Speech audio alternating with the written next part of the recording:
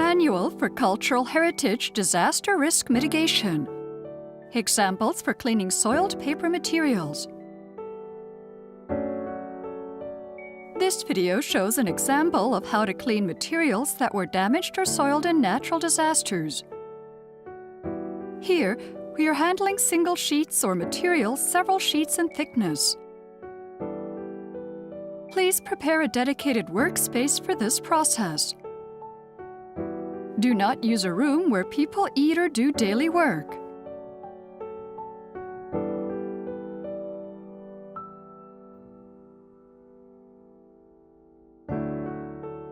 You will need a space with a roof that can be properly ventilated.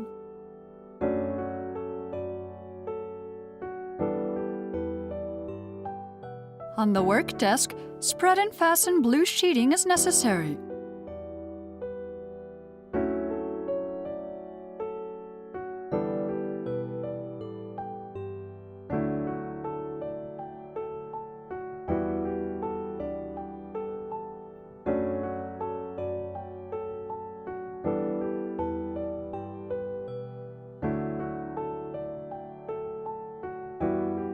Workers must wear masks to prevent damage from exposure to mold.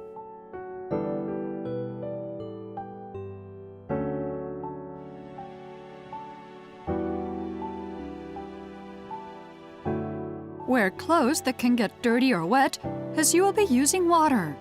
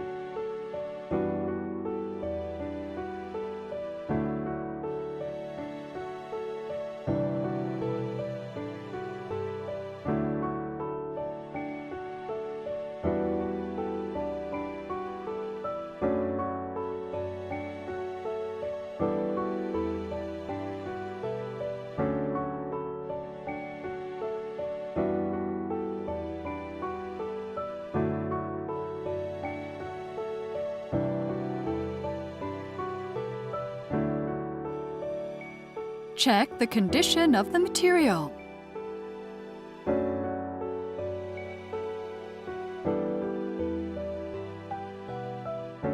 Place the material on a flat surface to take photos. Use tags or other items to include reference numbers in the photographs.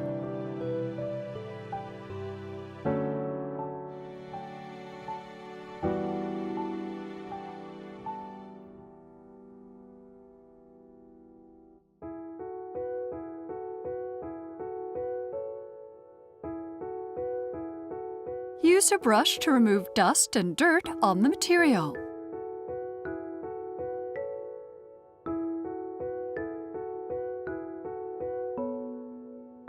Use gentle strokes and move the brush from the inside to the outside. For this step, place the reference tag near the material.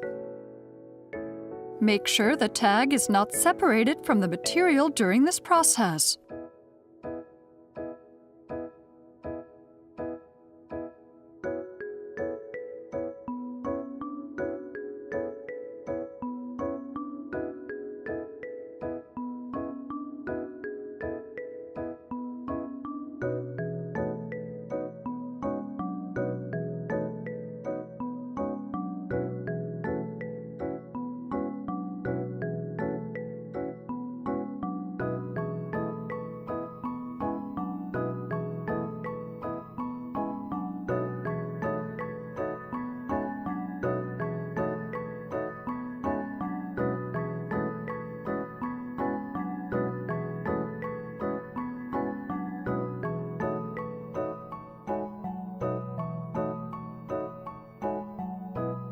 Choose a brush that is easy to work with and corresponds to how soiled the material is. Small brushes or paint brushes are effective when removing fine particles.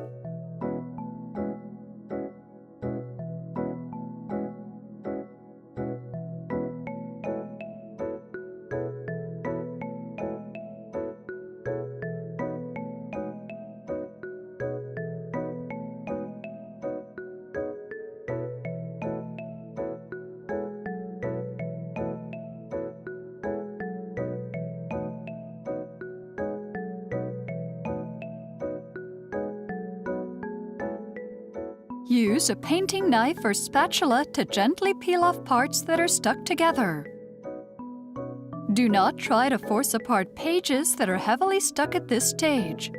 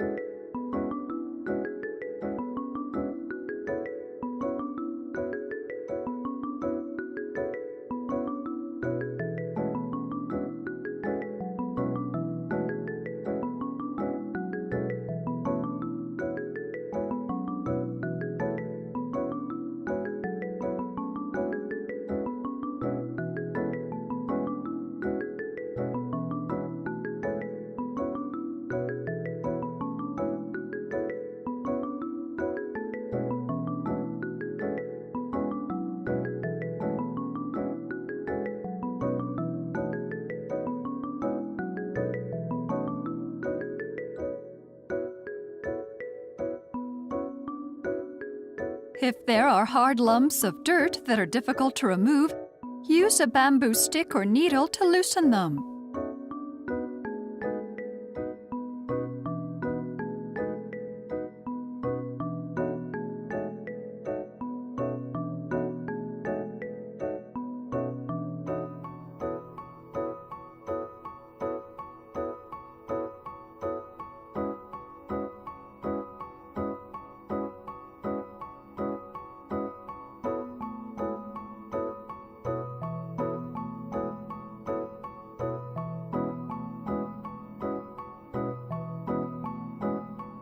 This is the end of the first stage of cleaning. If there are non-removable stains, consider washing in water for the second stage. However, materials with heavy mold, sheets that are stuck together, paper that is so thin that you can see through to the reverse side, coated paper, and thick materials should not be washed in water. Washing in water is not always necessary. Do not soak the material in water if you are unsure about whether or not to do so. Keep the material in a space where moisture can be released. Fill a vat with water. Place a board made of styrofoam or other material floating atop the water. To protect the material, place it between two nets and slowly submerge it into the water. At this point, place the reference tag next to the vat. Make sure the tag is not separated from the material that is being cleaned.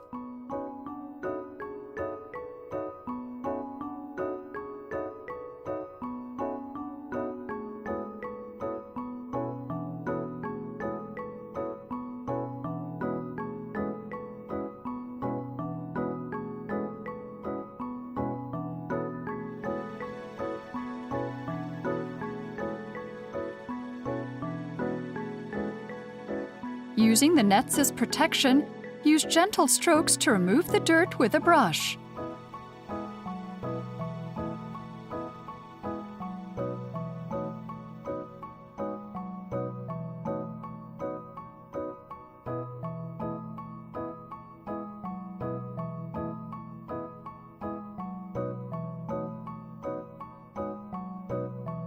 Put in new water frequently to keep the water clean.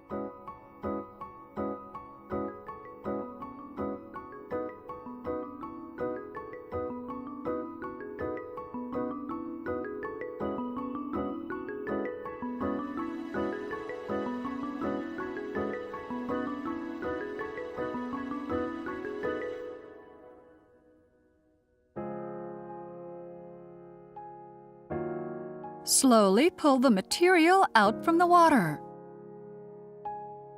Gently drain and remove the water with paper towels or a similar item.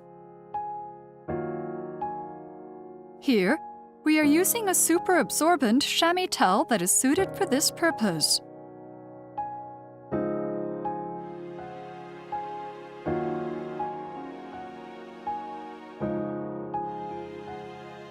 Remove the net and place a non-woven fabric on top.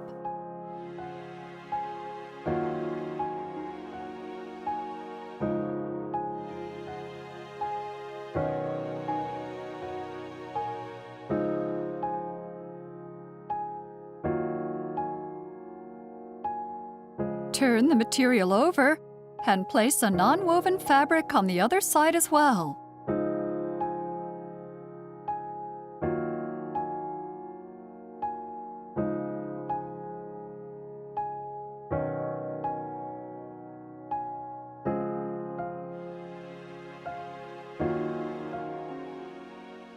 Place cardboard on the work desk and put filter paper or a similar material on top. You can substitute a piece of newspaper for the filter paper. Place the material on the newspaper that is spread over the cardboard and put another piece of newspaper and cardboard over it. Make sure the reference tag is not separated from the material.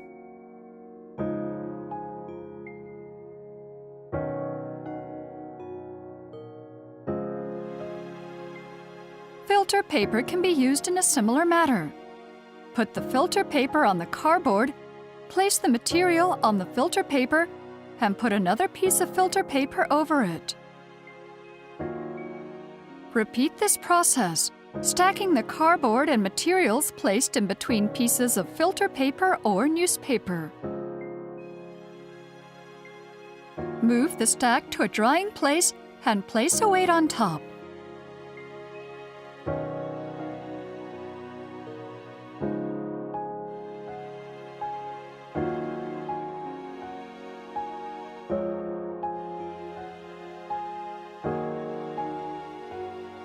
At the drying space, prepare an electric fan or other equipment so that the air can circulate and the moisture can be released.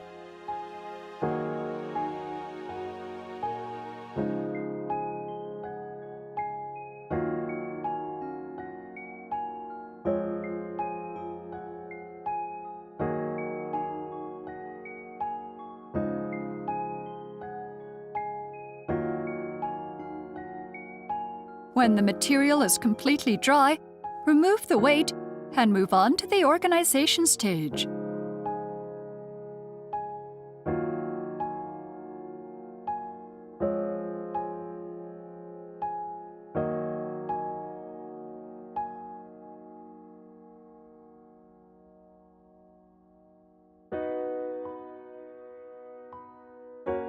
Organize the materials so that they can be identified. Insert the materials into organization envelopes to facilitate this process. Copy the number on the reference tag onto the envelope. Fold the material along the original creases. Be careful not to make new creases.